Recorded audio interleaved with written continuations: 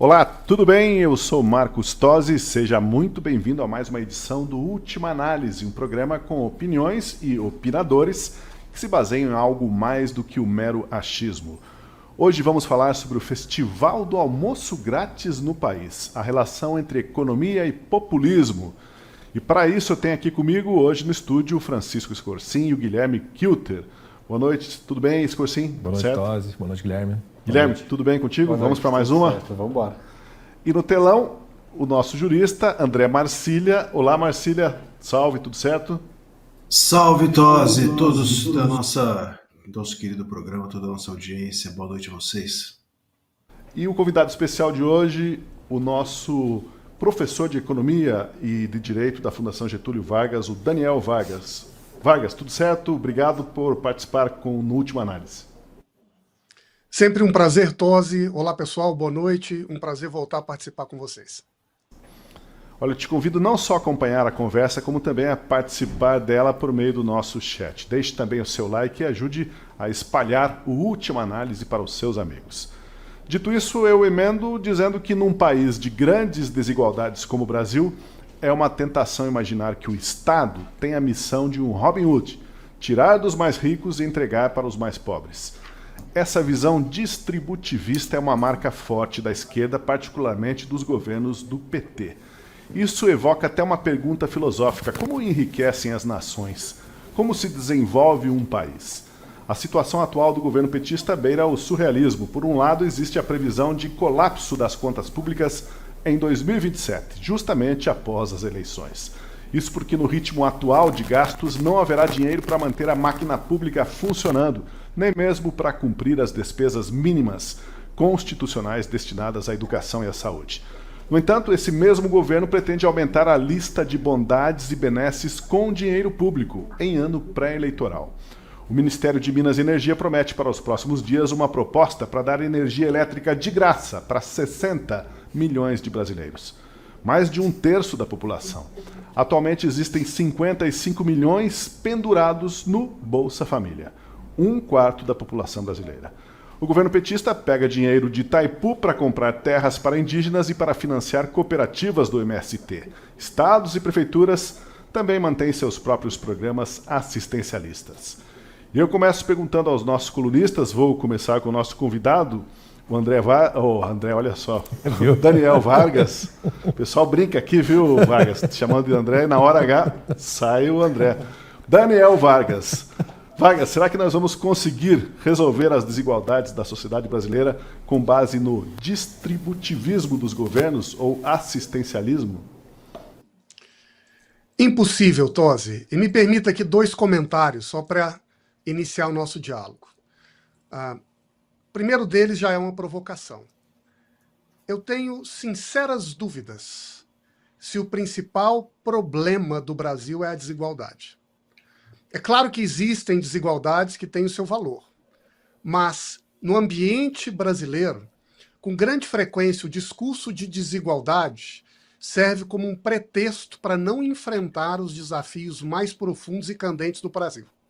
E eu creio que hoje o grande problema na base da sociedade, da economia brasileira, é uma espécie de fragilidade econômica ou de primitivismo que se exprime na nossa incapacidade de crescer, de produzir, de fazer mais com menos e de competir em um mundo em que as tensões são cada vez maiores, todos buscando valorizar, fortalecer a sua capacidade de gerar renda e riqueza. E esse discurso de desigualdade que se popularizou, primeiro na Europa, a partir da década de 60, e a partir daí se espalha pelo mundo em desenvolvimento, é abrigado no Brasil pela Constituição de 88, se torna um grande motor da política por partidos de centro-esquerda, a começar pelo PT, criou em grande medida o Brasil que a gente tem hoje. Um país que cresce pouquíssimo, que transfere renda cada vez mais, de um lado aumentando a carga tributária que, por sua vez, tolhe a nossa capacidade de investir em crescer, e agora, mais recentemente, aumentando cada vez mais o endividamento do Estado brasileiro. Porque se lá no início dos anos 2000, a maneira como a gente financiava esse distributivismo era aumentando a tributação, sobretudo de quem produzia e vendia, essa rota foi interrompida, foi paralisada nos últimos anos. Né? Aumentar tributo num país que a carga tributária já supera 30% do PIB não parece ser uma rota aceitável. Então, a maneira como o Estado busca continuar com esse projeto é vendendo títulos para captar recurso privado para financiar os seus programas de assistência cada vez mais ampliados. Mas o fato é que isso é uma dívida que muito em breve voltará para todos nós pagarmos. Vamos com o Marcília, vamos permanecer ali remotamente com os nossos convidados. Marcília, assistencialismo sempre tem, parece que tem uma ideia nova que surge para distribuir recursos para a população. A gente vai falar disso, o governo está com um projeto, eu citei no início ali, de aumentar para 60 milhões o número de brasileiros que não pagam a luz. O problema é que alguém paga sempre essa conta, né, Marcília? Ô Tosi, primeiro que aqui todo mundo tem um nome alternativo nesse programa, né? A gente já se acostumou. Cada dia a gente põe um nome diferente às pessoas. Temos nosso cineasta Scorsese, agora o André Vargas. A gente podia já oficializar isso, né? E eu fico temendo não ter recebido o meu nome alternativo ainda, e isso me causa algum temor. Sabe-se lá o que virá. Mas. Tu Marcília, o árbitro, por acaso? Você sabe que o Renato Marcília é da minha família. É uma família distante que lá de Porto Alegre, um ramo que eu não conheço, mas dizem os Marcília daqui que ele tá. Você vê que juiz é um negócio que sempre me persegue, ainda que no futebol eu não consigo me livrar dos juízes de forma alguma. Enfim, mas voltando aqui à vaca fria, olha, eu concordo muito com meu colega professor no seguinte sentido. A gente precisa, é claro que o Brasil ele vai construindo as suas desigualdades, até mesmo em razão, me parece, de uma espécie de deficiência que vai aumentando, social, econômica, cultural.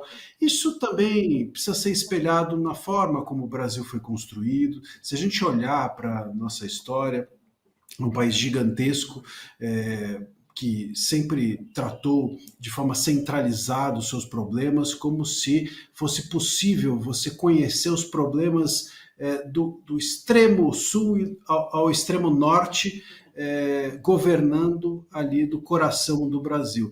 Isso é uma questão histórica de construção do país. Agora, isso não pode ser e nisso eu concordo plenamente, isso não pode ser uma eterna desculpa, uma eterna justificativa. A gente fica sempre baseando a questão da desigualdade na falta de ação, na inatividade, na nossa passividade diante dos problemas que estão na nossa frente. A gente não está aqui, por exemplo, falando de algo extremamente longínquo ou profundo. Não, a gente está falando de coisas bastante palpáveis, concretas, e que os governos não conseguem resolver, e que nós, como sociedade, também não conseguimos resolver. E creio que boa parte dessa ausência de solução venha da incapacidade de encararmos o problema de frente. E o problema, para ser encarado de frente, ele precisa de gente competente dentro do governo e também precisa de gente técnica dentro do governo. E é uma coisa que os governos não fazem. Veja o que nós temos hoje no governo Lula. Eu sempre digo que o Haddad, que apareceu aí tocando violão, aliás, é outra coisa que ele faz mal, tocar violão. Nesse episódio ele cantava Beatles, extremamente desafinado, só não é mais desafinado do que o seu trato em relação à economia, mas eu sempre brinco falando que economia não é o meu forte, mas com o Haddad à frente da economia eu me sinto completamente confortável de tratar do tema. A gente precisa de gente técnica, nós temos gente técnica, nós já tivemos governos com gente técnica, mas a gente abre mão disso para fazer uma espécie de populismo econômico que não enfrenta essa questão real e fica sempre se justificando na desigualdade. Vamos agora aqui para o estúdio Discursim, Guilherme, assistencialismo. O Guilherme é vereador, tem que cuidar, hein, Guilherme? Tem uma escola clássica da vereança brasileira baseada no assistencialismo. Sim, o tanto de vereador que já foi eleito distribuindo cesta básica, dando emprego, cadastrando a gente em programa de assistência social. É brincadeira. Não só vereador, né? Deputado, senador, presidente, vai em balaio essa lógica eleitoreira assistencialista, né? O brasileiro, ele cresceu com essa cultura de que o Estado deve fornecer tudo. Absolutamente tudo é um direito. Educação é um direito, saúde é um direito, segurança é um direito. E quando tudo se torna um direito, eu dependo do Estado. Então eu encosto e se minha vida não está boa, se eu não tenho emprego, se eu não gero renda, é a culpa do governo, é a culpa do Estado e não minha. Então a gente foge dessa lógica individualista de que traz para si os méritos e o trabalho e delega isso ao Estado, ao governo, e o fruto dessa política econômica assistencialista está aí. Eu vi essa semana, inclusive, uma comparação muito interessante do Brasil com a China. Dois países que politicamente e diplomaticamente estão cada vez mais próximos, mas que economicamente são países completamente diferentes. A China, mesmo sendo um país declaradamente comunista e politicamente, na forma econômica, é uma economia aberta, é capitalismo pleno, que não tem gasto com previdência, que não tem gasto com assistencialismo, eles gastam só em obra, gastam só em desenvolvimento, geração de emprego, geração de indústria. Aqui não, é o oposto, nossas maiores despesas são previdência e precatório. E depois vem assistencialismo e, por último, fica o investimento. Então, o Brasil é um país que arrecada muito, gasta muito mal e investe pouco. E a gente tem o fruto disso daí. Então, o brasileiro ele depende completamente do Estado, fica nessa lógica assistencialista e não se desenvolve. Resultado disso é um país endividado, um país com pouco recurso, que produz pouco e que mantém cada vez mais pessoas presas a essa lógica estatal. Acho, voltar ao ponto para a gente botar o debate para acontecer, voltar ao ponto que o Vargas trouxe já de começo.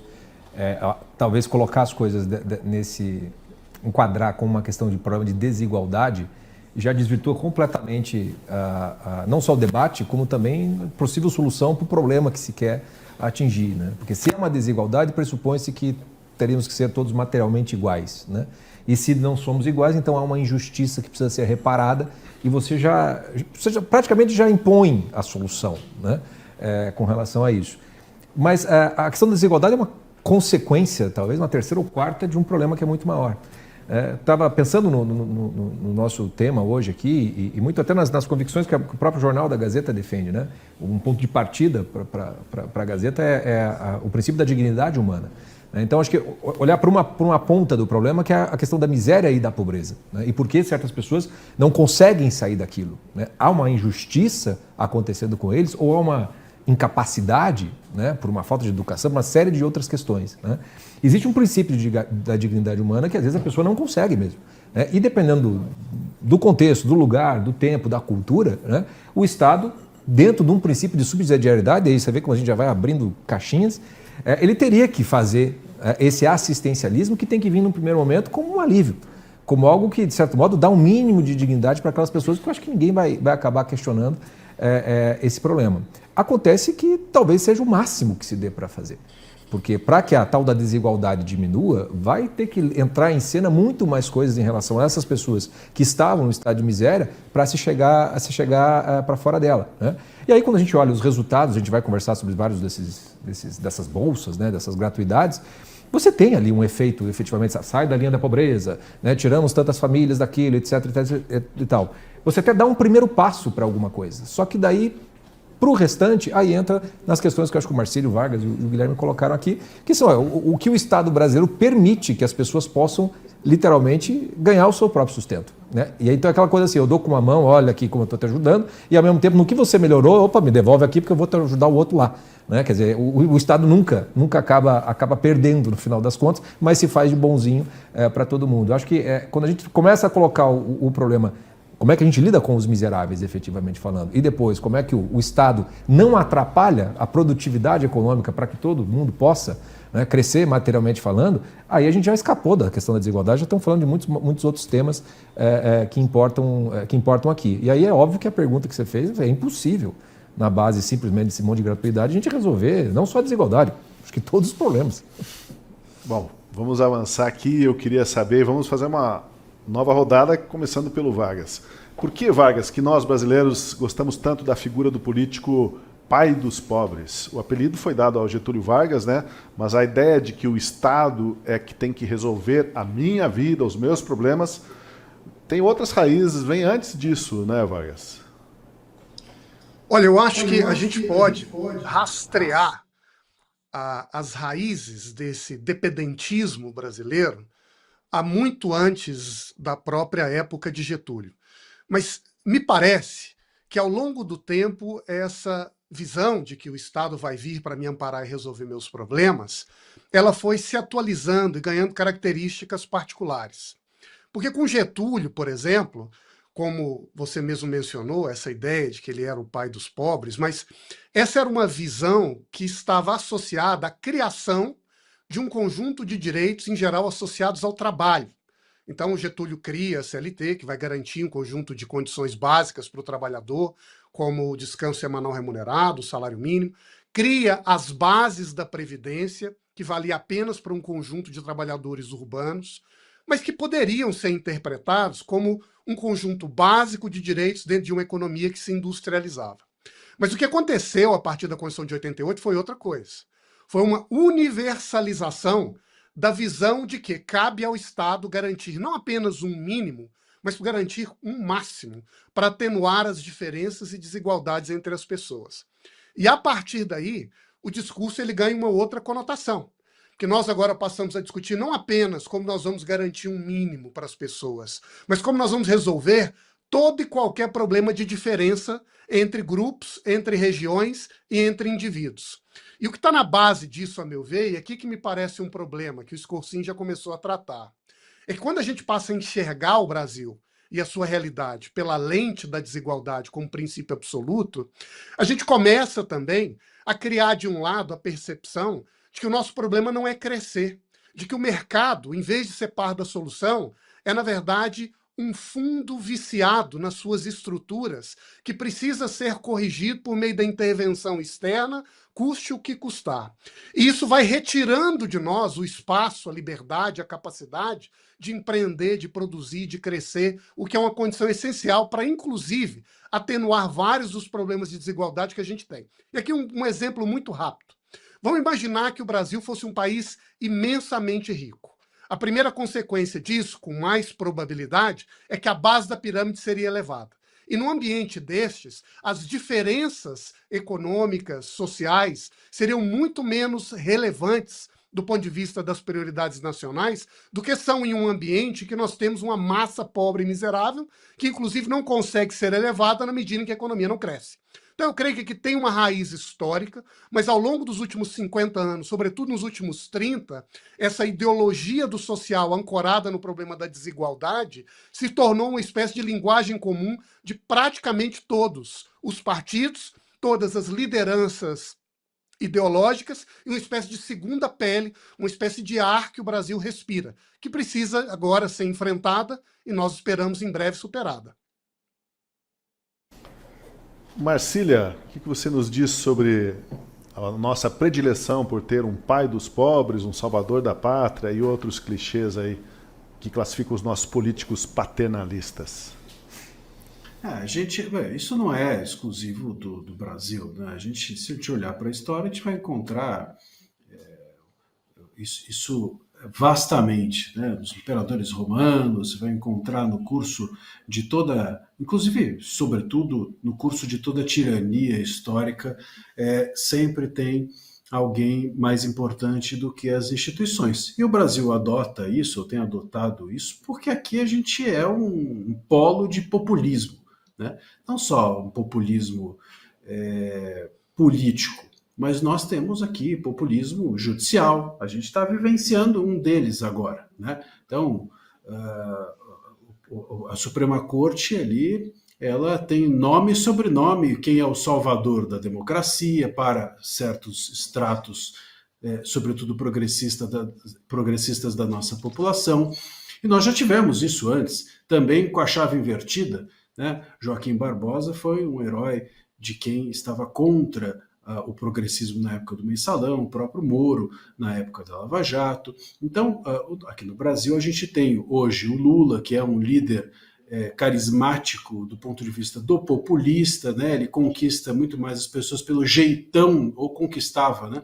Pelo jeitão do que exatamente pelas suas pautas ou propostas. E mesmo o Bolsonaro, se você observar de certa forma, ele também tem esse jeitão de conquistar ou cativar a partir da própria pessoa. Isso é histórico nosso, não é recente, não é apenas da política, e faz parte, até na nossa cultura é assim, né? Então, enfim, você gosta de Chico ou você gosta de Caetano? Não é essa a pergunta que você fez? Se você vai para a literatura, você é da turma que gosta de Oswald de Andrade ou de Mário de Andrade? Sabe-se lá se as pessoas têm essa referência ainda, ou se usam esses critérios. Mas a gente sempre faz esse divisionismo, essa tal polarização, essa forma de lidar com a personalização do exercício de um poder, seja ele cultural, social, econômico, político, judicial, é da nossa raiz.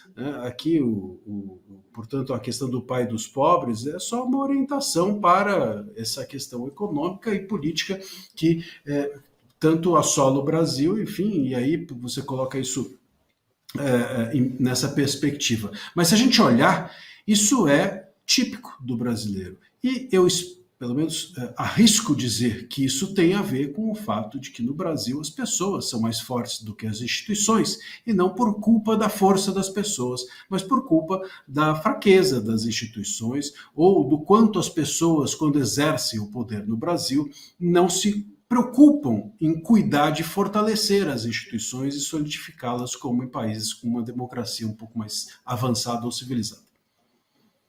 Isso fica muito claro, né? Essa corrida pelo distributivismo em época de eleição, né? Quem promete entregar mais coisas. Mas vamos lá, vamos agora aqui a pergunta que foi feita para vocês aqui, o Guilherme e o Scorsin.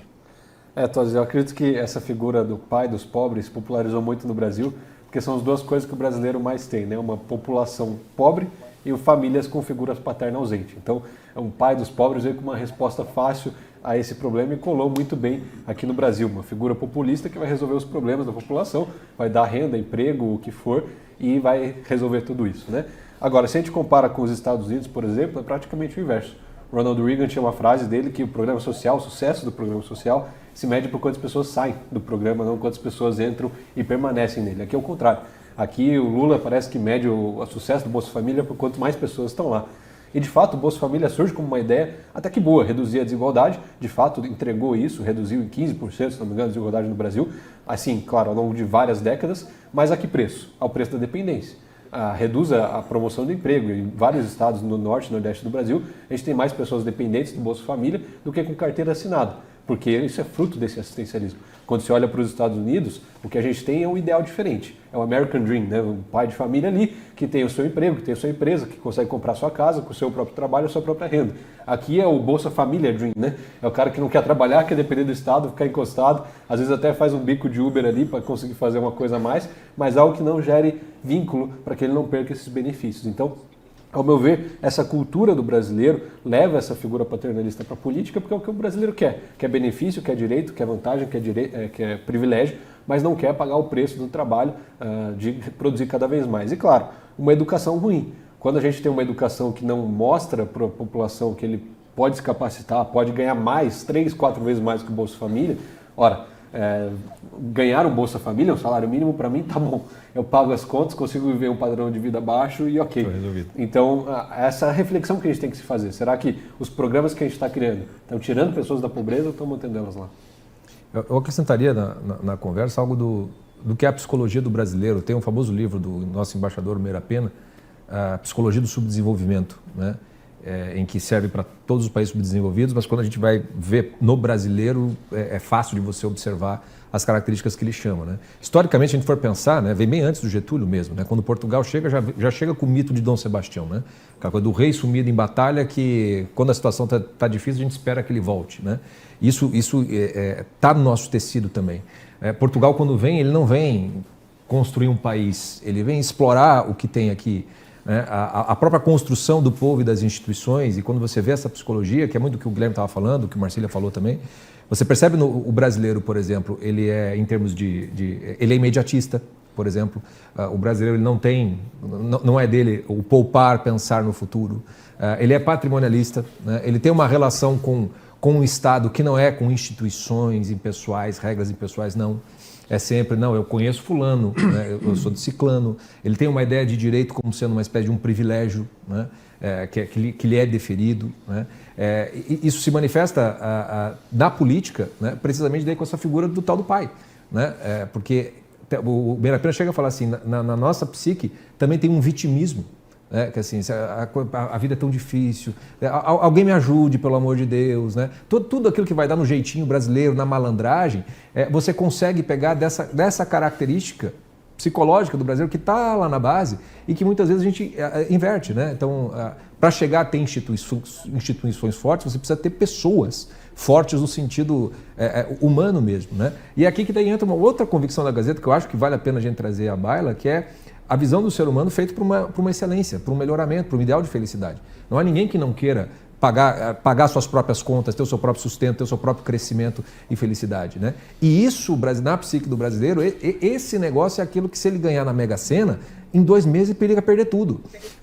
Porque o brasileiro ele tem disso. E até para que essa excelência possa acontecer, é preciso dizer, né, que muitas vezes a gente fica numa tal condição porque é mais confortável ficar assim nesse exato momento, né? Aí a gente pode ir para as gratuidades, que fala assim, quem que não vai querer isso, mesmo que a conta venha dali na frente, né? Deixa eu dar 2 exemplos só rápidos dessa cultura que o Chico falou. Eu fiquei impressionado, Tosi, depois que eu ganhei a eleição de vereador e saiu na imprensa, cara, o tanto que pipocou de mensagem para mim, pedindo emprego, pedindo um cargo no gabinete. Eu só tinha 7 vagas de gabinete e o que mais pipocou para mim era gente pedindo emprego, porque o brasileiro entende que na política tem muito dinheiro, tem muito salário e pouco trabalho. Ô, Guilherme, eu te conhecia lá da infância, lembra de mim? Vem o pessoal, você não consegue um emprego para mim na prefeitura. Lembra quando eu dei carona? Agora, quando eu era diretor de uma agência de marketing, quando a gente colocava uma oferta de emprego, aparecia meia dúzia de gato pingado, porque o pessoal sabe que tem que trabalhar de verdade, que até a renda pode ser boa, né? A oferta pode ser boa, mas na prática não acontece. A gente tem um grande outro problema aqui na nossa cidade, que é a questão dos moradores de rua. O que acontece? Esse morador de rua, a grande maioria deles recebe o benefício do Bolsa Família. E aí eles usam o hotel social da FAS, eles ficam ali de noite, eles têm um lugar para dormir, tem comida gratuita, e o que eles usam o benefício? Droga, eles compram droga. Bebida. Então fica eternamente nesse ciclo e nunca vão querer um emprego, nunca vão querer avançar no estágio de sair da rua, porque ele tem a comida grátis, tem o abrigo grátis e tem o dinheiro para comprar droga. Então essa política assistencialista, ela prejudica também quem produz. O Marcília tem uma parte aí dentro dessa conversa que a gente está tendo agora. Olha, um outro bom aspecto desse paternalismo, que às vezes passa despercebido e talvez o nosso espectador possa reconhecer isso bem. Se você pensa, por exemplo, dentro de um campo intelectual, de um campo do debate público, cada um tem uma função. A função, por exemplo, do professor universitário é uma, a função do comentarista político, jurídico é outra, a função de quem está no Estado, enfim, estabelecido, como está falando o Kilter, como vereador, como deputado, senador, seja o que for, é outra. Todas essas pessoas funcionam como se fosse um campo de futebol, um time de futebol, né? Então você precisa ter a defesa, você precisa ter o ataque, você tem um meio de campo. Então, se você tem uma visão liberal, é importante que lá no ataque, lá dentro do governo, lá dentro do parlamento, você tenha as pessoas, são essas que vão promover ou fazer as leis. É importante que você tenha pessoas também, por exemplo, agindo dentro da Suprema Corte, que você tenha pessoas em cargos públicos com esse pensamento liberal, mas não só. É importante também que você tenha gente no meio de campo, por exemplo, na mídia, pensando assim, o assado, levando esses ideais adiante ao público, e pessoas na defesa, como, por exemplo, professores universitários que estão ali ensinando jovens, formando novas cabeças. Mas no Brasil, por exemplo, se você é um professor universitário e começa a aparecer, as pessoas já falam, opa, se candidate, vá lá para dentro do governo. Ou se você está na mídia, opa, vai lá e se candidate, vá para dentro do governo. A gente quer colocar também todo mundo dentro do governo, como se esse fosse o único lugar possível de se fazer alguma coisa. Essa também é uma visão paternalista a respeito do organograma ou da estrutura do Estado. Como se apenas com o poder do Estado é que você conseguisse mobilizar as pessoas. Esquece-se que a intelectualidade ou a construção de um país está dentro de ONGs, está dentro das universidades, está dentro dos veículos de comunicação, toda essa estrutura é relevante. Mas a gente enxerga o país dessa maneira. Ou você está lá dentro do Estado, ou você não está. É só lá que é possível fazer alguma coisa. E não é verdade. Ao contrário. O Kilter pode dizer isso muito bem. Se o parlamentar está desprovido de todos esses outros jogadores do time, é muito difícil fazer qualquer coisa, até mesmo gerar ou promover conhecimento. Então isso está introjetado na nossa cultura, não é apenas na figura do político que está lá na ponta, isso está introjetado em todos os campos de conhecimento do Brasil. Olha essa estratégia de aumentar o rol. Opa, Vargas, você. Vamos lá. Eu acho que aqui tem um aspecto dessa discussão que vale a pena, ao longo da nossa sequência, a gente considerar. Quando a gente olha para partes diferentes do Brasil, eu acho que existem trajetórias ou tendências diferentes para interpretar esse fenômeno do assistencialismo. Então, eu vejo, por exemplo, entre a elite intelectual do Sudeste, que está na base dos formadores de opinião brasileira, dos grandes meios de comunicação, das grandes empresas, dos grandes escritórios de advocacia. Existe uma percepção muito alinhada a essa visão que a gente poderia chamar de um consumismo social, né? Baseado em direitos, em transferências de renda, em garantia de ação do Estado para atenuar a dor e o sofrimento de quem mais precisa e resolver as desigualdades coletivas. E essa é um pouco a base das conversas que acontecem aqui nessa parte do Brasil. Mas quando a gente olha o que acontece em alguns locais específicos do território brasileiro, e eu creio que boa parte do Centro-Oeste é exemplo disso, existe ali uma base social com características um pouco diferentes. Muitas vezes com um perfil religioso que valoriza novos ideais de autonomia, de liberdade, que se formaram nos últimos 50 anos baseados no alto esforço e que viram o Estado ao longo do tempo não como um apoiador, mas como um adversário ou como um obstáculo que, com frequência, tolhe a sua capacidade de investir e de crescer. E esse, digamos assim, segundo Brasil, que vem de baixo, está mais ligado ao interior, que não vê, muitas vezes, essa moda tradicional do Sudeste como seu horizonte de referência, vem, ao longo dos últimos anos, ganhando um pouco mais de pujança, de respeitabilidade, de influência, e eu acho que parte do que a gente chamaria de direita brasileira, muitas vezes é afinada com esses grupos. Então, se por um lado existe sim esse Brasil do Sudeste tradicional, que quer atenuar a dor e o sofrimento e até curar seus próprios dramas da alma, com políticas sociais cada vez mais ostensivas, tem de outro lado, que me parece que está crescendo, ganhando influência e pulso, um Brasil que tem uma visão um pouco diferente. Isso a gente vai falar um pouco, tocar esse tema, Vargas, na sequência, quando a gente entrar no campo da agricultura, de quem produz para os alimentos do Brasil, né? Aí realmente a gente vai poder debater um pouco mais o papel do Centro-Oeste, essa fronteira brasileira aí, que o pessoal reclama desses grandes produtores, né? Mas tem que lembrar que esses grandes produtores hoje foram os que saíram 20, 30, 40 anos atrás com pequenos produtores de outras regiões e desbravaram esse Brasilzão do Centro-Oeste. Mas isso a gente vai falar mais a respeito daqui a pouquinho. Mas a estratégia de aumentar o rol de bondades, favores e assistencialismo com dinheiro público às vésperas de eleições já é uma tradição na política brasileira. No governo petista vem ganhando contornos inimagináveis. Conta de luz de graça para 60 milhões de brasileiros. Isso é mais do que a soma total das populações da Argentina, do Paraguai e do Uruguai. Faz sentido uma política dessas? Ela é sustentável? Eu começo com o discursinho aqui. É absolutamente impossível, né? É aquilo que eu estava falando, é para tirar o proveito imediato, obviamente é um intuito eleitoreiro, e a conta vem depois, e às vezes até fico me pensando assim, já não sei se não é aquela coisa assim, já que eu vou perder mesmo, entendeu? Deixa eu já botar um belo de um problema aqui para ver se eu não volto lá para frente. Eu não duvido que exista algum cálculo desse, mas obviamente isso é absolutamente inviável no longo prazo e é eleitoreiro, não tem outra. Daqui a pouco vamos fazer as contas, né, de quantos são os que não pagam a conta de energia Somando aí os gatos espalhados pelo país, vai sobrar pouca gente para pagar a mensalidade aí, né? Eu fico pensando, Tosi, se o PT não ganha 2 vezes com essa política. Por quê? As pessoas não sabem, mas grande parte dos recursos do PT vem da Itaipu.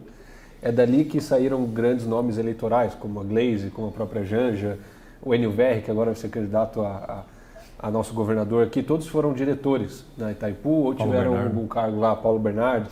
Enfim, a gente tem a Itaipu não tem uma transparência, né? Um monopólio que tem uma conta multimilionária de propaganda, que sabe Deus no que é investido. Quer dizer, a gente sabe o que é investido. Vai para o Janja Palusa, vai para o COP30, vai para ONGs de esquerda, ONGs LGBT, enfim, diversas entidades alinhadas com isso. E aí, quando vem o governo e me fala que vai pagar conta de luz, não conta de água, conta de luz de 60 milhões de brasileiros, eu fico pensando, ora, eles não estão tirando o dinheiro do governo e colocando na Itaipu, não estão pagando a conta de luz e daí não vão tirar disso daí para fazer uma conta eleitoral, quem sabe não seja uma reserva para 2026, não só aqui onde ele ganha o eleitor, que vai ter a sua conta paga, como ele também ganha aqui o recurso que ele mesmo pagou, tirou do governo. Então, me parece um jogo muito benéfico para o PT, mas é claro, muito maléfico para aquele que paga o imposto. Quando a gente tem 1/4 do salário retido, a gente está falando aí de quantas contas de luz que a gente vai pagar dos outros com o nosso imposto. Então, é uma conta que a gente precisa fazer e que o brasileiro em si precisa se perguntar por que eles querem pagar a conta. Por que, por exemplo, não investe todo esse dinheiro que vai ser gasto pagando conta de luz, investindo numa melhor infraestrutura, melhorando Itaipu, produzindo mais energia, dando isenção de imposto para painéis solares, que agora está sendo aumentado na realidade. É interessante, ele aumenta o imposto sobre painéis solares, que geram energia, e vai lá e usa esse aumento de imposto, que vai arrecadar mais, para pagar a conta. Não faz o menor sentido. É como se eu tirasse do brasileiro, tiro o dinheiro dele, pago uma parte e fico com o resto. Então é algo completamente irrisório, que, claro, vai ter um benefício eleitoral, mas para o brasileiro vai fazer cócegas. Vamos lá para o Vargas.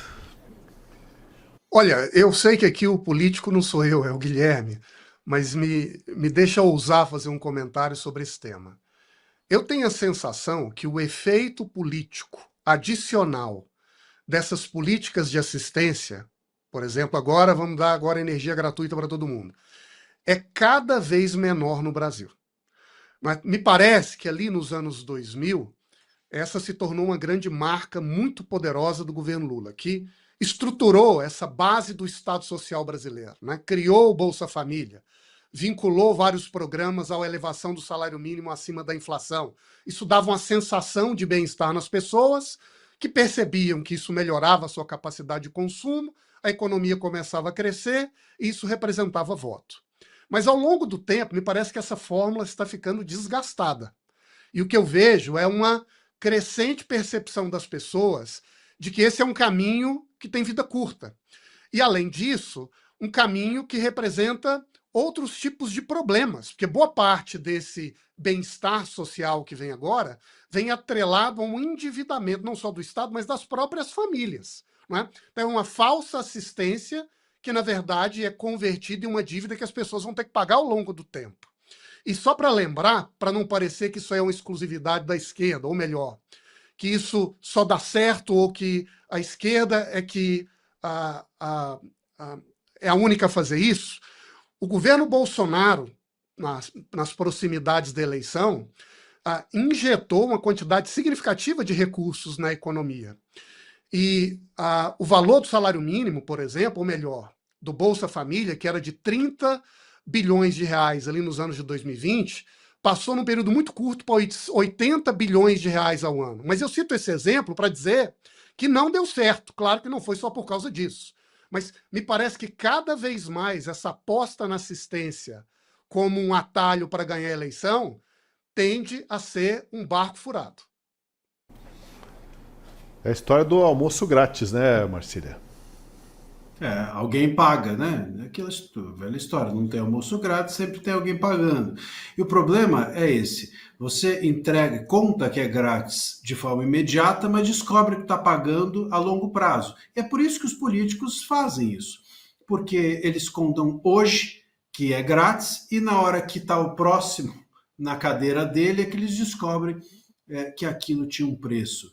O Brasil, ele vive dessa política imediatista. Isso é uma outra característica que, se você olhar para a nossa história, a gente também sempre tem uma espécie de construção política assim, né? Eu penso no hoje porque o hoje vai me trazer vantagem. Então, se eu tenho um plano aqui de educação, se eu tenho um plano, como tem aquela, a gente ontem até esses dias mencionou a música do Haiti, do Gil e do Caetano, e tem uma frase interessante nessa música que vale a pena.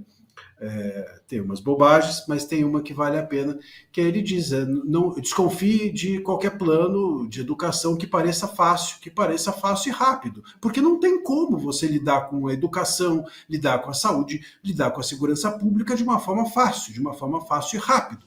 Se é fácil e rápido, é porque você vai achar que aquilo é bom, mas com o tempo vai se descobrir que não era bem assim. E a gente vive disso porque os políticos aqui são inconsequentes. Nós continuamos até hoje fazendo política. Veja, se você olhar para esse governo que está aí, a gente teve alguns escândalos nesses recentes dias, ele continua dizendo que a culpa não é dele, que a culpa é do outro. Então, a gente consegue emplacar, a gente, que eu digo, os governos conseguem emplacar essas narrativas na população, e eles continuam, por isso, usando esses mesmos elementos, que são elementos do populismo. Vote em mim porque eu sou bacana, apesar do que eu faço. E se alguém te disse que eu faço algo que não é exatamente o que eu estou dizendo, é porque o outro é que está errado. Afinal de contas, eu sou uma pessoa tão carismática, o meu semblante é tão confiável, e você me conhece, né? Olha como eu sou uma pessoa do povo, e etc, etc, etc. Então a gente, infelizmente, faz também muita política desse jeito no Brasil, porque nós temos uma população muito marginalizada do ponto de vista da formação intelectual no Brasil. Só para... Eu me lembrei, escutando muito o Guilherme aqui, tem o filme dos Trapalhões. Já citei os Trapalhões aqui, você aguenta aí. Já ouvi falar. Já ouvi falar. Tem uma cena muito famosa, que eles são saltimbancos Trapalhões. E aí tem uma cena famosa em que o Didi vai dividir o dinheiro. Não, o Didi vai receber o dinheiro deles e o dono do circo, né, ele faz um montinho de dinheiro e daí ele fala assim, esse é para você, esse é para mim. Esse é pra você, esse é pra mim. Esse é pra mim, esse é pra mim, esse é pra você. Esse é pra mim, esse é pra mim, esse é pra mim, esse é pra mim, esse é pra você. E é divertidíssimo a cena que eles saem lá achando que talvez eles tenham sido enganados, né? É mais ou menos isso que o Estado faz com essas coisas, né? Parece que está te dando um pouquinho e está tomando muito mais com a outra mão. A conta sai cara, né? Depois ela volta. Marcília. Deixa eu entrar nessa discussão aí dos Saltimbancos. Eu adoro esse filme, que, aliás, é um filme adaptado dos Saltimbancos, da peça teatral, e o roteiro desse filme e as músicas são do Chico Buarque. E tem uma passagem muito interessante, porque se você vai para o original do Saltimbancos, é uma revolução, enfim, ele é baseado numa guerra, né? Há um embate, há um confronto entre classes ali, né? Uma visão mais progressista, mas olha como é curioso, no filme dos Saltimbancos Trapalhões, no final, vou dar aqui um spoiler, não importa, ninguém vai ver mesmo esse filme, nem sei se existe ainda a possibilidade de se assistir esse filme, mas no final do filme, o dono do circo, ele quer voltar, ele roubou todo mundo e ele quer voltar. E os Trapalhões viram e falam assim para ele, bom, você vai voltar, mas você não vai voltar como dono do circo. E ele fala, não, tudo bem, então eu volto aqui como um de vocês. Ei, todo mundo pega um cara que roubou você até ontem, seguram, colocam ele nas costas. Óbvio que se o filme tivesse uma continuação, estava o dono do circo roubando todo mundo no dia seguinte. Então, isso explica muito como no Brasil também, essa questão do confronto entre o mal político, aquele que rouba, os casos de corrupção, são sempre apaziguados. Tudo aqui a gente tem uma forma de colocar panos quentes, de resolver de uma forma em que todo mundo fique bem, contemporizar. O filme retrata isso. Para evitar o confronto, a gente aceita também esse tipo de política, esse tipo de político, esse tipo de corrupção. É um pouco cultural nosso aceitar o errado em nome da harmonia. Então, claro que nunca vai dar certo. Já que a gente está no terreno da arte, tem uma outra frase que eu queria jogar de volta para vocês como uma provocação, que é uma música do Pedro Luiz e a Parede, e a música chama A Cara do Brasil. Ele diz o seguinte: a gente é torto igual Garrincha e Aleijadinho. Ninguém precisa consertar. Se não der certo, a gente se vira sozinho. De certo, então, nunca vai dar. Fica aí, ó, esses versos pra gente ir refletindo aí, né? Eu convido vocês agora a assistirem um vídeo curto do Instituto Millennium que traz uma fala do cientista social Fernando Schuller. O grande risco do Brasil, diz ele, é se transformar num leviatã assistencialista.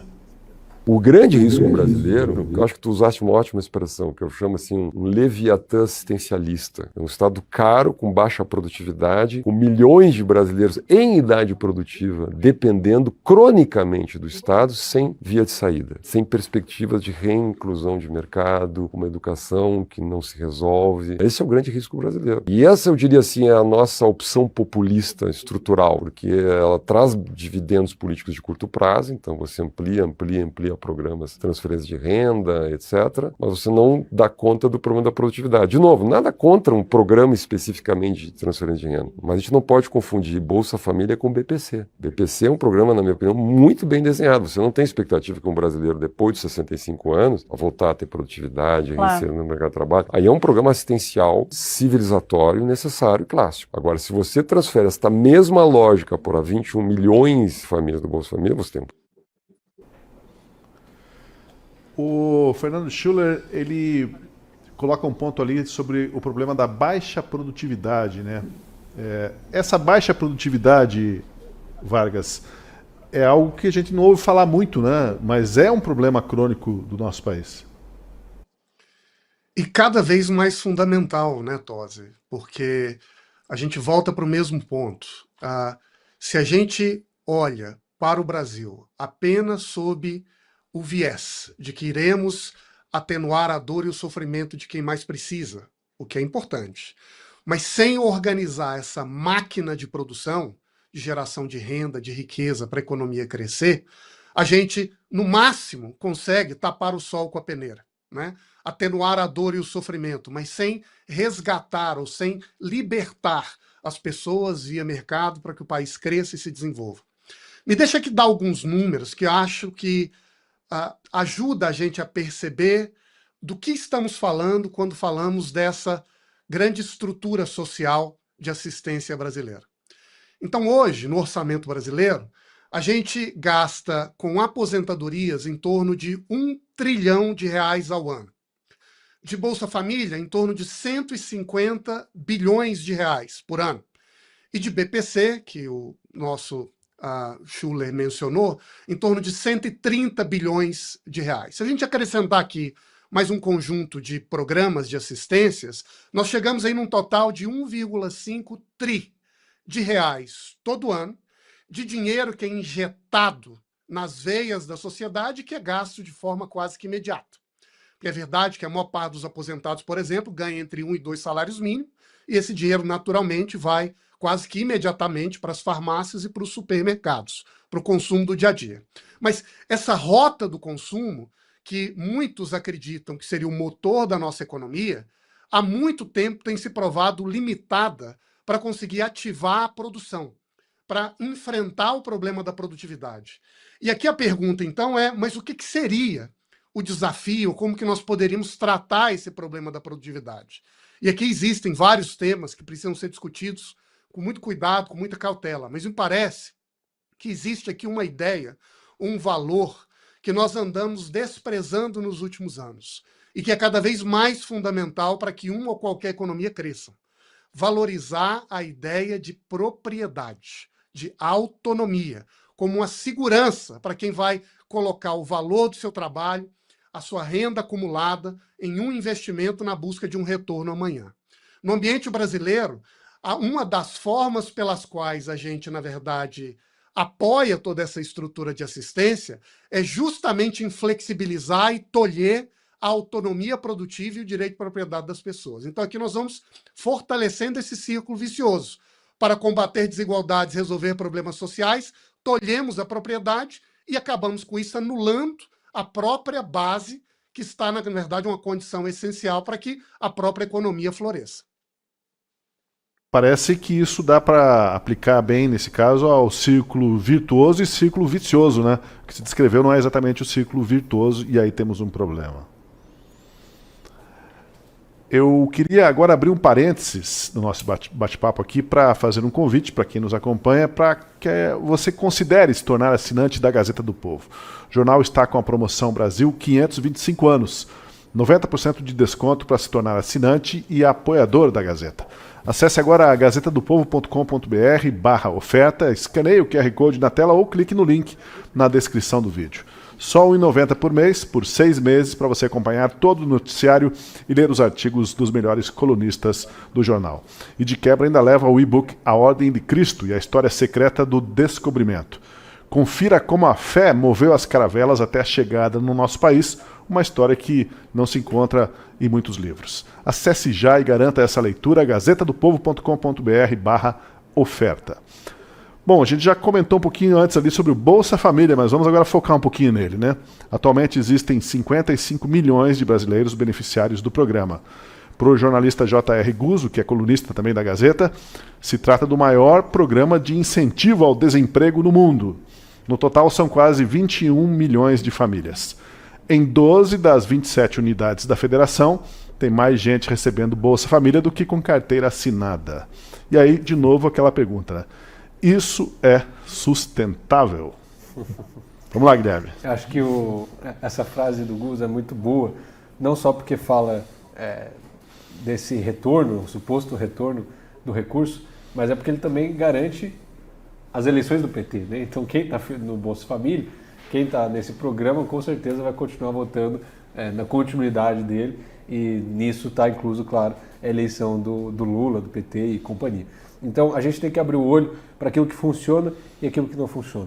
Claramente o Bolsa Família vem com um discurso de combate à desigualdade e discurso de tirar a gente da pobreza já tem 16 anos, já tem 3 eleições. Se não funcionou nesse tempo todo, é porque tem alguma coisa errada. Esses estados todos que a gente comenta aqui, tem mais gente no Bolsa Família do que CLT, né, ou com carteira assinada, na verdade também são os estados que menos produzem no Brasil, que precisam, são mais dependentes de recursos da União.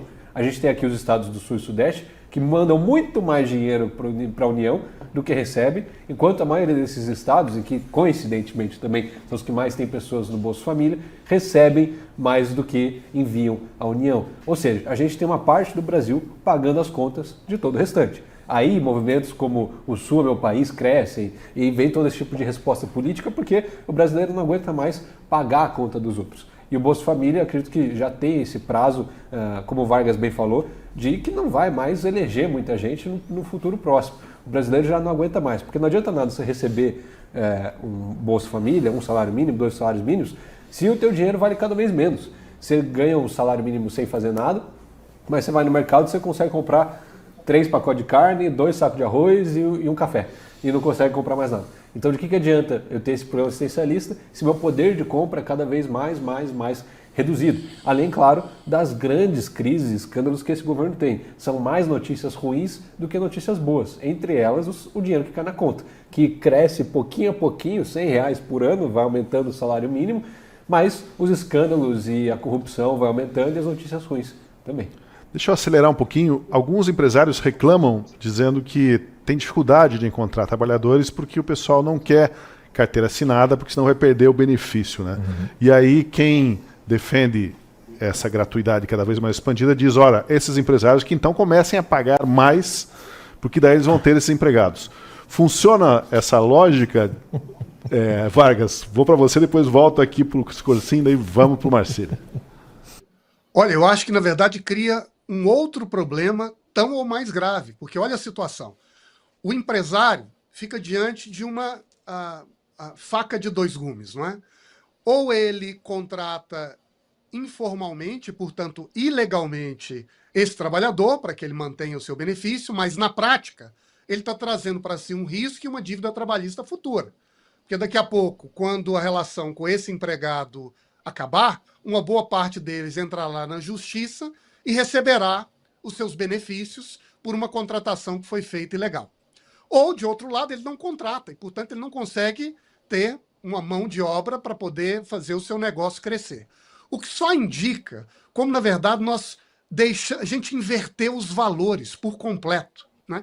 O que foi pensado originalmente como uma estrutura de apoio marginal. Então, a regra é, nós vamos ter uma economia, essa economia vai crescer, vai gerar renda e riqueza, e um conjunto de pessoas na franja perderá o seu emprego ou não conseguirá prosperar por alguma razão.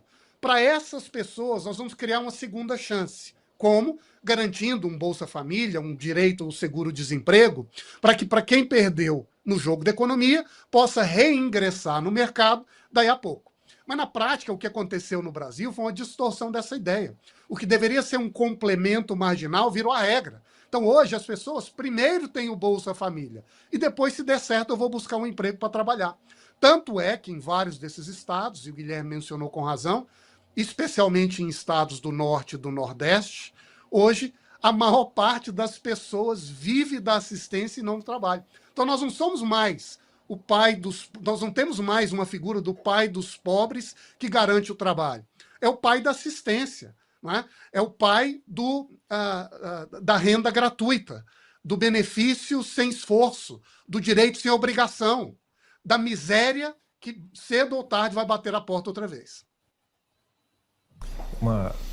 Concordo muito com o que o Vargas está falando, e só pontuar duas coisas. Uma que é, o Vargas tinha falado um pouco antes, o Guilherme falou agora, eu acho que dá para juntar essas duas partes, que é uma certa mudança de percepção com relação ao ganho eleitoral dessas iniciativas, né? O PT formou, né, consolidou e aumentou uma base eleitoral por conta do Bolsa Família.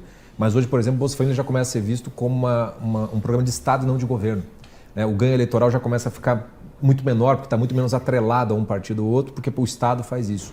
E talvez entre essa inversão de valores que o Vargas estava falando, né? Porque e liga um pouco com a psicologia do brasileiro, né? O sujeito que está ali, ele consegue o emprego, mas ele não quer a carteira assinada para não perder, ele está no famoso jeitinho, né? Ele está naquilo assim, é a dimensão material mais pura e simples, é o que mais interessa, né? O vídeo anterior do Schulho é muito interessante, porque ele faz uma distinção entre dois programas assistenciais, onde ele reconhece que um deles é de fato assistencial. E o outro fala assim, temos um problema aqui, porque não dá, ele deixou de ser uma assistência e se tornou uma outra coisa, uma substituição, inclusive, até para uma questão de produção, né, econômica no país. A gente volta para aquela dimensão, uma coisa é você aliviar a miséria, a outra é a tal da porta da saída, em que você tem que ter uma visão de que o ser humano pode ser melhor do que ele é e do que ele está. E isso não pode ficar vinculado apenas à dimensão de ordem material, efetivamente falando.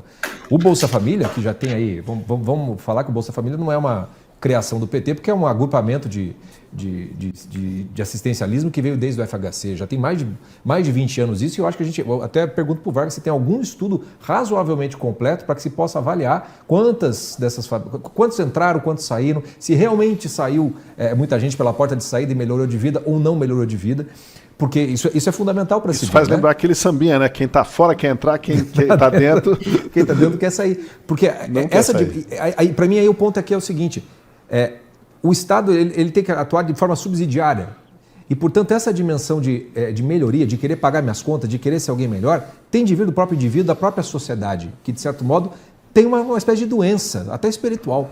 Aí é muito legal que o Vargas colocou do tipo de mentalidade, por exemplo, que vem do Centro-Oeste, que ganha força muito grande, né? Isso não significa, a gente começa a falar, parece que a gente está botando a culpa no pobre por ele ser pobre. Não estamos botando, tem gente que realmente precisa. Mas não dá para separar, que também tem muita gente que acaba se acostumando, né, a ficar numa dada condição. Quer dizer, se eu paguei a minha carne do fim de semana que vem a gente se vira, a gente vê o que faz, né? Essas mentalidades diferentes, elas estão se conectando de maneiras diferentes. Então, existe algo que é da própria sociedade da cultura que vem se alterando, mas era um processo muito mais lento do que esse do Estado.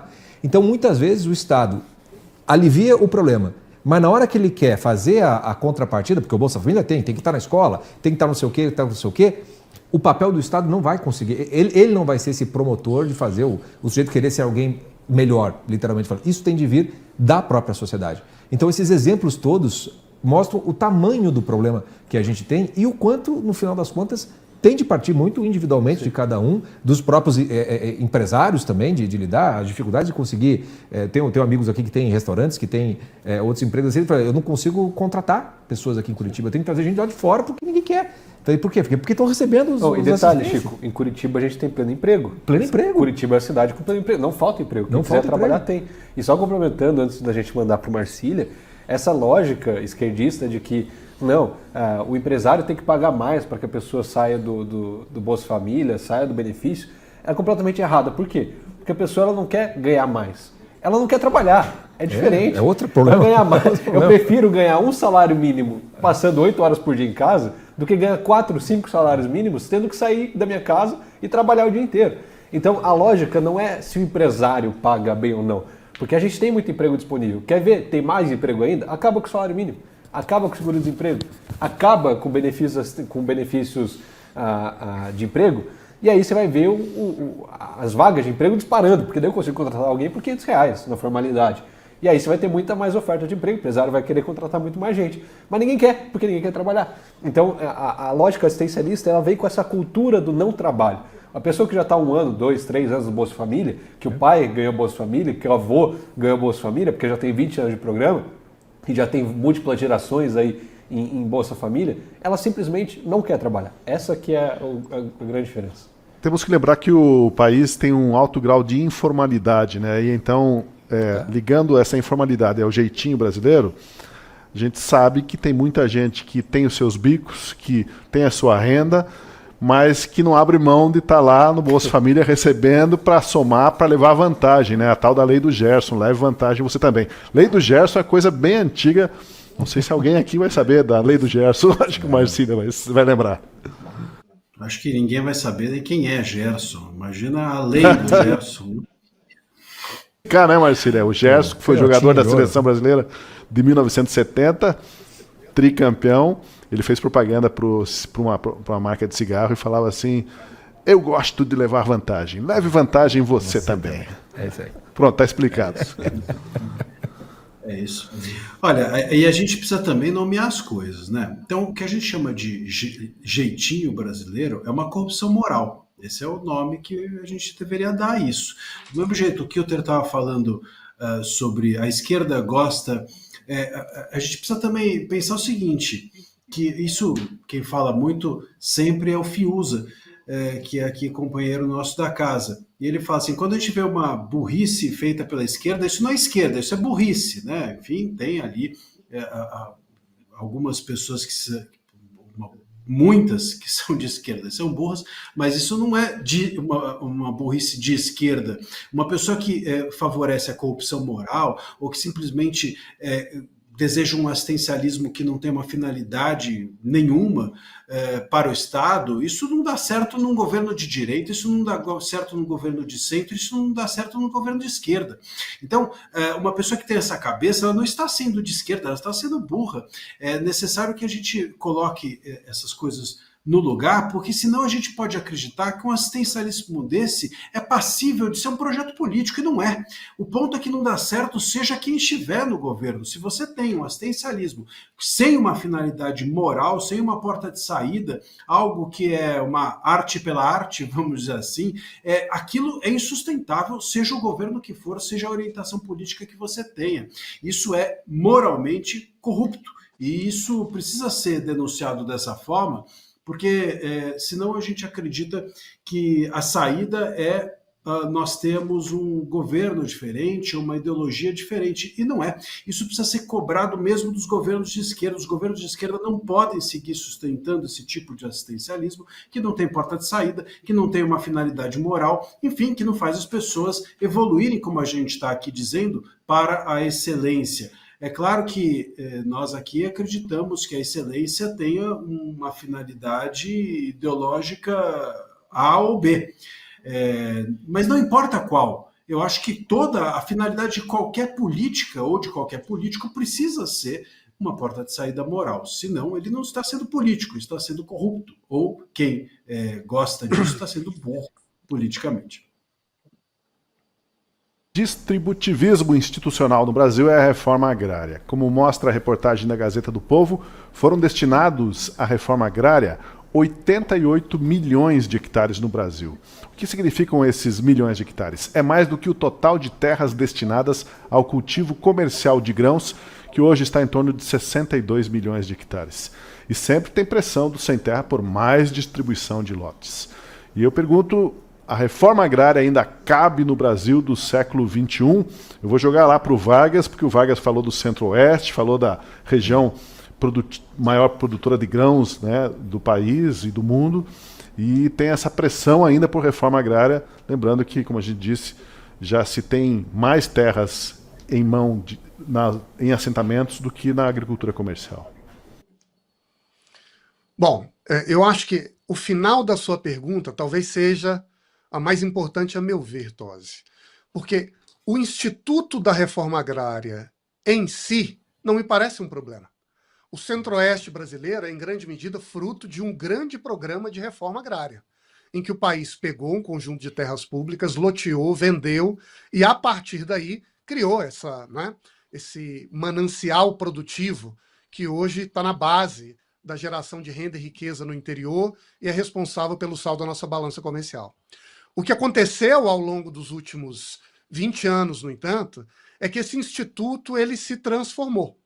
Em vez de ser um mecanismo de reconhecer e valorizar a propriedade e, a partir daí, abrir espaço para o empreendedorismo, para o trabalho, para a geração de renda e riqueza, ele se tornou um grande instrumento político, em que as terras são na verdade, transferidas sob inúmeras condições, mantém as pessoas na dependência, em geral se ganha terra e não se ganha mais nada, e na prática o que se faz é criar uma grande favela rural espalhada justamente pelas áreas mais distantes do Brasil, fora de grandes centros, sem acesso à infraestrutura, sem educação, sem saúde, onde um manancial de pobres recebem o título para logo abandonarem. E quando ali ficam, se envolvem com grande frequência em atividades ilegais. Então, na verdade, há alguns anos, a gente estava observando onde vem o desmatamento na Amazônia brasileira. E mais de um quarto vem justamente de assentamentos de reforma agrária, onde as pessoas, sem ter acesso a nada, acabam, na verdade, tendo na exploração ilegal de madeira ou de outras atividades, uma única fonte de renda para sobreviver. Num ambiente econômico em que a gente vive, no momento histórico em que a gente vive, em que nós temos um agronegócio pulsante, um desafio produtivo em que a agregação de valor, a tecnologia e a própria escala são condições cada vez mais fundamentais para o sucesso no campo, simplesmente distribuir terra deixa de ser um instrumento de democratização econômica e passa a ser mais uma fórmula de dependência e de agitação política e ideológica no Brasil. Em resumo, a resposta à sua pergunta é: não é o momento de fazer reforma agrária. O momento é de aprofundar e qualificar a produção no campo, valorizando o cooperativismo, com medidas de assistência e capacitação, com inovações tecnológicas cada vez mais de acesso público, para que quem já está no campo possa ascender economicamente. E, a partir daí, se unir a essa franja do agronegócio altamente produtivo e eficaz e que pode, na verdade, servir de exemplo e referência para quem vem atrás. Deixa eu dar sequência ao que o Vargas disse e jogar mais alguns dados importantes aí. Segundo o Censo Agropecuário do IBGE de 2017, a renda média mensal das famílias nos assentamentos do MST é de apenas R$ 453, valor equivalente a pouco mais de meio salário mínimo no ano que foi pesquisado. Famílias assentadas relatam a obrigação de participar de manifestações e ocupações políticas, ao invés de serem incentivadas a produzir e se desenvolver de forma autônoma. Com essa fórmula, né, tem como essas famílias alcançarem autonomia e emancipação econômica? Lembrando que um debate recente que houve foi a de titulação das terras, né? Porque o MST defende que as terras devam ser tituladas de forma coletiva. Ali não é de ninguém, como se fosse um comunismo implantado. E o governo Lula seguia nessa toada. Quando o governo Bolsonaro começou a dar titularidade das terras para a pessoa física, muitos dos assentados ficaram felizes, mas houve, entre as lideranças desses assentamentos, um levante, né? uma guerra. Isso não pode acontecer porque quebra todo o espírito do quê? O espírito dos assentamentos do MST, um movimento que não termina nunca, apesar de 88 milhões de hectares terem sido destinados à reforma agrária, que é mais do que os 62 milhões de hectares que se plantam comercialmente no país. Marcília, Reforma agrária é um tema complicado. Desculpa, a gente joga esses abacaxis para vocês aí também, né? Não, olha, veja, não termina nunca, porque o MST se transformou num partido político, né? Ou um partido de apoio, vamos dizer assim, um puxadinho dos partidos de esquerda no país. Então, claro que não acaba, porque a finalidade não é a reforma agrária, a finalidade é tematizar a luta do trabalhador e etc, etc, seja lá qual for o trabalhador, mesmo que ele não trabalhe. Né? Então, a gente precisa entender que o MST, do ponto de vista da reforma agrária, ele perdeu a credibilidade completamente, né? Hoje, se você for para dentro do MST, você vai encontrar ali, enfim, núcleos políticos que estão preocupados com o diálogo com o poder instituído e não com a terra. A mão deles está, portanto, voltada para Brasília e não para o campo. E isso só não está claro para realmente quem não quer ver. Agora, eu concordo totalmente com o que se estava dizendo até agora, os meus colegas todos, e eu acho que a gente está meio nessa linha, né, de dizer não adianta você entregar terra de uma forma errada, porque o errado vai continuar errado. O pau que nasce torto nunca se endireita, como já dizia os nossos poetas cancioneiros. A gente precisa, portanto, corrigir os problemas, modernizar o campo, o trato da coisa, o trato campesino e mesmo a forma como o Estado lida com a terra, com as suas distribuições, a maneira como estrutura isso, como mantém o diálogo para quem ele fornece terra. Não adianta entregar, virar as costas e fingir que está tudo certo, porque está tudo errado. Né? Então, esse é o grande ponto. E eu creio que, portanto, a produtividade, a modernização do Estado e o apoio para que isso aconteça é muito mais importante do que entregar terra. Isso que estava se dizendo até agora, e que tem diálogo com aquilo que a gente estava dizendo no início. O problema do Brasil não é a desigualdade, mas é a falta de estruturação. As pessoas não percebem, e de produtividade. E o próprio governo não permite que isso aconteça de forma adequada, porque é muito mais fácil fazer política entregando terra, fazendo política entregando o título pronto, e não fazendo por onde aquilo se estruturar sozinho. O Tósio Vargas foi um gentleman explicando, né, a reforma agrária e por que é uma completa porcaria essa ideia de reforma agrária do MST. Se eu pudesse ser um pouco mais grosso aqui, mais simplista, a reforma agrária que eu defendo é taxar o MST de organização terrorista, prender todos os diretores e oferecer a mão de obra ao agro, que é quem verdadeiramente produz no nosso país. Você vai ver a segurança jurídica estabilizando e a produtividade bombando no nosso país no agro. Mas isso que o Marcília falou faz todo sentido, né? O MST não é mais uma organização que gera latifúndio, que gera terra, que gera produtividade. Não, nunca foi, na verdade. É um braço de militância do PT. Aqui em Curitiba não funciona de uma forma diferente, não. Os vereadores, deputados do Paraná, aqui de vereadores de Curitiba, deputados do Paraná, todos destinam emendas para o MST ou para organizações ligadas ao MST, e todos eles em época de campanha vão lá durante os assentamentos pedir voto e fazem campanha para eles, o pessoal da região periférica, porque é onde o PT consegue voto, né? Você vai para uma região um pouco mais de renda minimamente média, um pouco mais alta, já não tem tanta aderência ao PT, a essa massa de manobra política. A gente teve a CPI do MST, que acabou, infelizmente, não avançando muito lá no Congresso, mas que revelou exatamente isso. Os diretores basicamente usavam as pessoas que estavam ali como massa de manobra, e vendiam uma ilusão para elas, a custo delas simplesmente ocuparem o espaço, porque elas precisam de gente ocupando ali para falar que, olha, como tem pobre, gente com dificuldade aqui, eu preciso dessa terra, e no final usavam isso para benefício próprio. Então a gente tinha diretores e coordenadores enriquecendo e pessoas pobres continuando cada vez mais pobres e mais dependentes desse programa. Então, ao meu ver, a única solução que tem é prender quem é bandido, quem invade terra, quem tira a terra dos donos, e responsabilizar essas pessoas para a gente ter uma segurança jurídica maior para o agro, que é quem de fato produz no nosso país. Vamos mudar um pouco o enfoque e falar sobre justiça tributária. Afinal, é dos impostos que o governo tira dinheiro para financiar suas gratuidades e gentilezas com o chapéu alheio. Como regra geral, a classe média recebe salário de uma única fonte de renda. Os mais ricos, por sua vez, tendem a receber um salário fixo, pro labore, muito baixo, enquanto a maior parte da renda deles é recebida na forma de dividendos, livre de impostos. Justiça tributária é uma bandeira exclusiva da esquerda? Vocês veem necessidade do Brasil corrigir suas injustiças tributárias? A gente teve uma reforma tributária aí que também não se sabe exatamente o que vem aí, porque vai ter um momento de transição, vão existir dois sistemas, mas o Brasil precisa corrigir a sua injustiça tributária ou essa é uma bandeira só de esquerda? Vargas.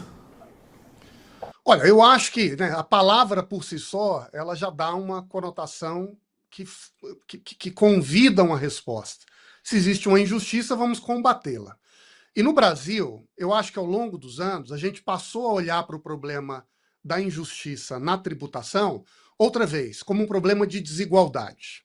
Mas muitos estudos ao longo dos anos têm olhado para sistemas tributários em diversos países e percebido que uma das principais fontes de problema na organização do sistema tributário está justamente na sua burocracia acumulada. Então, sob o pretexto de criar regras diferentes, cobranças diferentes, você acaba, como resultado disso, impondo uma máquina tão brutalmente complexa em funcionamento, cujo resultado é uma perda de arrecadação que, por outro lado, poderia ser muito maior se ele fosse mais simples e mais igual, e depois esse montante arrecadado geraria políticas que poderiam ser distribuídas ou focadas naqueles grupos que mais precisam. Então, do ponto de vista da própria desigualdade, a melhor maneira de enfrentá-la não é na arrecadação, mas é na alocação, no gasto. Então, acho que aqui tem um primeiro aspecto que é importante levar em conta, não é?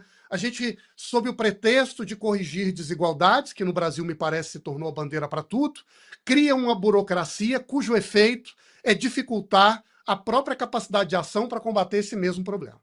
Agora, eu creio que existe um problema para a própria esquerda, mas que a direita também precisa endereçar, tão ou mais grave que a injustiça tributária. Porque parte do problema tributário é que nós, né, pensamos num país que cresce, que é desigual, então a gente vai tirar uma parte de recursos de quem ganha mais e dar para quem ganha menos. E a tributação é essa ponte que nos permite trazer o recurso de um lado, quem tem mais, para o outro lado, quem tem menos. E foi assim que, digamos assim, o Lula, entre 2002 e 2010, financiou o seu populismo de consumo. Mas o que está acontecendo agora, nos últimos 5 anos, do Brasil em particular, mas que vem se arrastando ao longo dos anos, não é exatamente isso. O principal mecanismo de financiamento dessa transferência ou desse pagamento das políticas sociais brasileiras não é mais a elevação da tributação, que já está próximo de um teto histórico brasileiro, mas é o endividamento do próprio Estado via emissão de títulos. É a dívida financeira.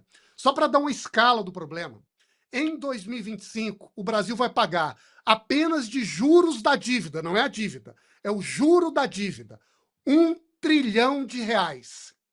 Para se ter uma noção, hoje o nosso orçamento para toda a educação e saúde brasileira não chega a 500 bi ao ano.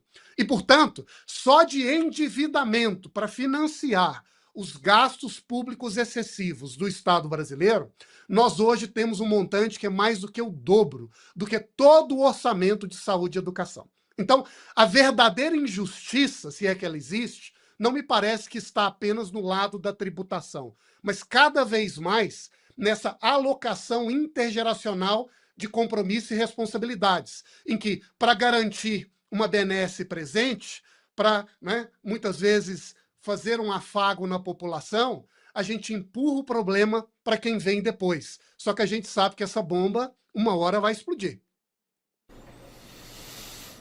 Eu quero ver se a gente vai para aquele assunto que não dá para passar batido, né? Não podemos deixar, porque hoje tem vários temas que não podem passar batido. Sobre essa questão da justiça tributária, alguém quer acrescentar algum comentário aí? Eu acho que o problema da questão tributária acaba sendo a concepção do próprio Estado, né? Então, como a gente não tem... Para que a gente tenha uma redução efetiva, o Estado precisaria ser subsidiário em várias das coisas que ele é o primeiro ator. Então, é um negócio tão enlouquecedor que passa por um processo de mudança cultural, de mudança democrática, que eu acho que o país até vem passando, né? Mas que ainda vai demorar muito para conseguir resolver. Até lá nós vamos ficar nesse saltimbanco trapalhão aí até longe. O Marcília. Só rapidamente, acho que cabe aqui uma analogia, porque muita gente fala para mim, né, a respeito de redes sociais, sobre regulação de redes sociais. Você é a favor ou contra a regulação das redes? Você é a favor ou contra ter lei sobre redes? Né? E a mesma coisa, você é a favor ou contra a reforma tributária? Você é a favor... Veja, como é que a gente pode ser a favor ou contra algo abstrato? Né? Você fazer leis é sempre bom. Se você é um advogado, tende a ser uma solução. Se há uma injustiça, como estava sendo dito, claro, é necessário que haja algum tipo de reforma. O problema não é ser contra ou a favor, né? O problema é a qualidade das coisas que são feitas no Brasil, a intenção e a finalidade geral e moral que possuem os parlamentares que dão sequência nesse tipo de reforma. Queria ressaltar, é impressionante, né? Um breve comentário, como a esquerda cria várias justiças, né? Justiça tributária, justiça social, justiça racial. Só esquece da verdadeira justiça porque continua votando um bandido que está impune, condenado por corrupção aí. Deixa de lado isso, distorce o termo e usa para as próprias pautas, né? Impressionante isso.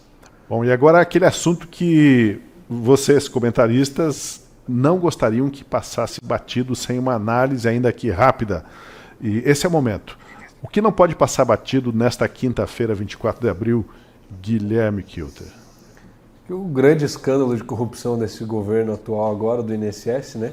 6,3 bilhões de reais descontados de mensalidades aí de aposentados, que tem gerado uma grande repercussão agora na mídia, porque é de fato absurdo, né? Pessoas aposentadas, idosos, incapazes ali tendo descontos mensais de 40, 50, 80 reais na sua mensalidade da Previdência, que iam para sindicatos, para associações ali que usavam esse dinheiro para enriquecer a custa dessas outras pessoas, né? Então a gente teve aí o presidente do INSS afastado e posteriormente demitido, mais de 6 pessoas investigadas, mais de 200 buscas e apreensões realizadas pela Polícia Federal, se revelando mais um grande escândalo de corrupção nesse governo Lula II, né? Porque o ministro da Comunicação, Juscelino Filho, também já foi afastado por corrupção, desvio de emendas parlamentares. Então a gente tem um governo que atua de forma sistêmica, né? A cultura da corrupção permanece, prevalece e continua. A gente vê um presidente que foi descondenado, não inocentado, né, mas descondenado pelos seus crimes de corrupção, e agora perpetua ministros também com essa prática de corrupção, só que infelizmente agora afetando as pessoas que mais precisam e que trabalharam a vida inteira, né? Não está tirando dinheiro da Petrobras, está tirando dinheiro de senhorzinho, de idosa, que não consegue mais ver a sua conta e perceber que está sendo descontado um dinheirinho ali todo mês. Esse escândalo, de certa forma, mostra como está oficializada a República Sindicalista no país, né? Porque muitos sindicatos, inclusive um sindicato do qual o vice-presidente era irmão do presidente Lula, faziam isso, mandavam descontar lá no esquema com o INSS, descontar uma contribuição para o sindicato, sem a pessoa ter pedido, sem ter autorizado. Se você consultar no Reclame Aqui, por exemplo, né, alguns desses sindicatos, você vai ver lá um monte, centenas de reclamações de que eu nunca autorizei, como é que estão me descontando isso? É um escândalo realmente da República Sindicalista do país. Eu fiquei impressionado, Tosi. Eu postei um vídeo falando desse escândalo, o tanto de comentário de gente que tem falando, porque minha tia, porque minha avó, porque minha mãe tinha descontado, eu não sei como faço. Eu tô respondendo mensagem até hoje, gente falando, minha mãe teve o desconto no INSS, como que eu faço para ter de volta? E é absurdo. Então, no fim, quem tem que dar a resposta ainda é a gente. Marcílio, o que não pode passar batido hoje para você? Hoje não pode passar batido esse escândalo, dessa intimação malucada feita dentro de uma UTI pelo ministro Moraes, pelo STF. Né? Isso é um absurdo. A gente tem regras muito claras para intimação excepcionalíssimas e essas sempre estão voltadas para urgência. Qual a urgência? Qual a diferença se ele fosse intimado hoje, amanhã ou daqui 3 dias? Muda o quê? Não muda nada. O artigo 244 do CPC, que é aplicado subsidiariamente à legislação penal, é muito claro nisso. Há necessidade de urgência, não havia urgência. Então, houve um erro grave, um erro grosseiro. E, inclusive, a nossa legislação, para vocês verem, o estado da justiça do país acompanha o raciocínio. A nossa legislação, ela possibilita que o Estado indenize quem é vítima de um erro grosseiro de um juiz e possibilita até mesmo que o Estado, depois em ação regressiva, vá buscar de volta essa indenização do agente público, no caso do ministro que cometeu esse erro grosseiro. Mas como estamos no Brasil, se acontecesse isso, o Bolsonaro poderia processar o Estado processaria, numa situação hipotética, processaria em regresso Moraes e a ação chegaria a quem? Ao próprio Moraes, depois para ele julgar a si próprio. Então, o Brasil é uma história difícil da gente levar a sério, né? Eu acho que isso que não pode, o que não pode passar batido é isso, que o Brasil é muito difícil de se levar a sério. O Brasil não é para amadores, como já escreveu o professor Belmiro Valverde, um livro com esse título. E Vargas, o que não passa batido para você hoje? Um olhar internacional também?